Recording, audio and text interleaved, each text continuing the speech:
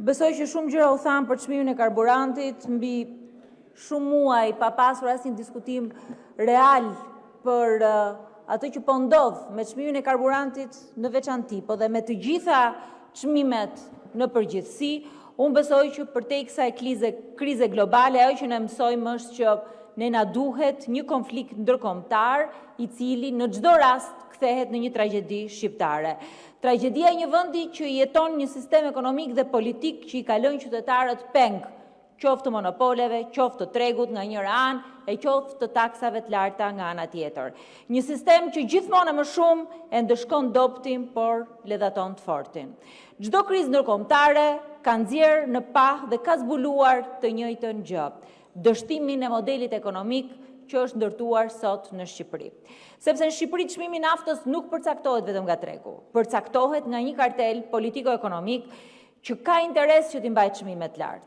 Nafta mund të bjerë në tregjet ndërkombëtare, mund të bjerë në mesdhe, mund të bjerë në rajon, por në Shqipëri ajo vazhdon dhe mbetet nga më të shtrenjtat. Mbetet e tillë sepse sistemi e favorizon. Sot Shqipëria paguan 60% të çmimit taksa.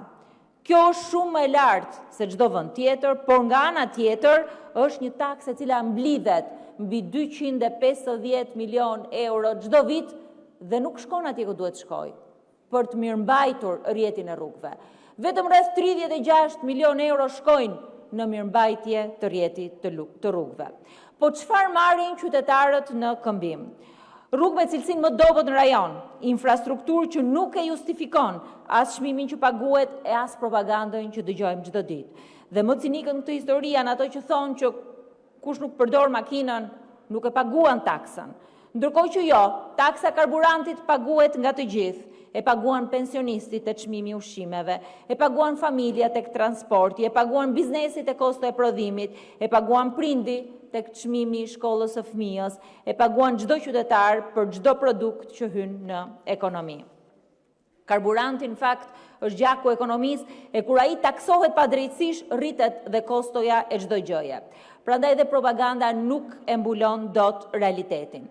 Realiteti është ky: shqiptarët paguajnë çmime europiane me paga ballkanike, madje edhe më keq se Ballkani. Sipas Eurostatit, serbët i kanë pagat mesatare 50% më të larta se shqiptarët, bosnjakët 45% dhe njëjta gjë edhe me vendet e tjera të rajonit. Po ndërkohë Shqipëria e ka karburantin më të shtrenjtë sipas fuqisë blerëse. Çdo shqiptar paguan 7.2% të ardhurave ditore për karburant, ndërkohë që në të gjithë vendet e tjera të rajonit, po edhe vende europiane, 0.8% e ka Gjermania, me qenë se u mor si shembull pak më parë, 3.7% e ka Mali i Zi, 3.8% e ka Maqedonia. Jemi kudo më të shtrenjtët në çmime, më të lirët në përfitime. Kjo nuk është një ekonomi tregu, kjo është një ekonomi e deformuar, kjo është një ekonomi e kapur, një ekonomi ku fitimi ndahet mes kompanive të karburantit e sidomos edhe mes qeverisë, ndërkohë që qytetarët vazhdojnë e paguajnë faturën. Dhe ndërkohë Europa ka sigurisht vepruar ndryshe. Bashkimi Evropian ka angazhuar mbi 10 miliardë euro masa fiskale për qytetarët e tyre për krizën energjetike.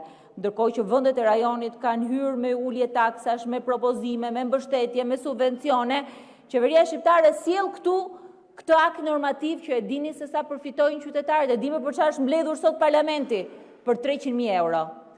Çdo vend tjetër ka ndërhyrë për ta stabilizuar tregun. Disa vende me ulje të TVSH-s, disa vende me ulje të akcizës të përhershme, jo kështu me në qofse, siç e ka qeveria shqiptare. Shumë vende tjera kanë ndërhyrë si rasti i Kosovës edhe për të ndikuar në koston e jetesës për disa nga produktet bazë, por Shqipëria mbetet në vend numëron. Shqipëria numëron makinat që shkojnë nga Dibra Madhe drejt Maqedonisë Veriut për të mbushur karburantin. Sa herë ka krizë, qeveria del me të njëjtën propagandë, rezervat e naftës, nuk ka asnjë strategji ekonomike, nuk ka asnjë politikë reale për qytetarët dhe nuk ka asnjë vizion për ta ndryshuar barrën fiskale që sot është më e lartë, jo vetëm si rezultati përfshirjes së taksës së qarkullimit në çmimin e karburantit, po edhe si asnjë vend tjetër llogarisim të vëshën mbi të gjitha taksat. Ky është sistemi që ka ndërtuar majoranca socialiste, për të mbajtur në këmbë një aleancë mes pushtetit dhe oligarkisë, dhe rezultati sigurisht që shihet qartë. Shqiptarët shpenzojnë 43.6% të ardhurave vetëm për ushqim, ndërkohë që në Bashkimin Evropian kjo është 13 deri 15%. Ky është përkufizimi klasik i varfërisë funksionale. Një shoqëri që mbijeton, po nuk jeton dot. Një ekonomi që konsumon, po nuk kursen dot.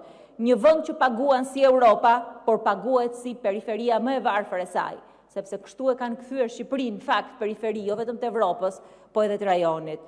Dhe kjo është tragjedi dhe tragjedia më e madhe që Shqipëria po përjeton sot. Jo vetëm kriza globale, por fakti që ne hyjmë në çdo krizë më të dobët, më të pambrojtur, më të varfër se tjerët, sepse për vite me radhë kemi ndërtuar një ekonomi në shërbim të pakicës, e jo në shërbim të shumicës.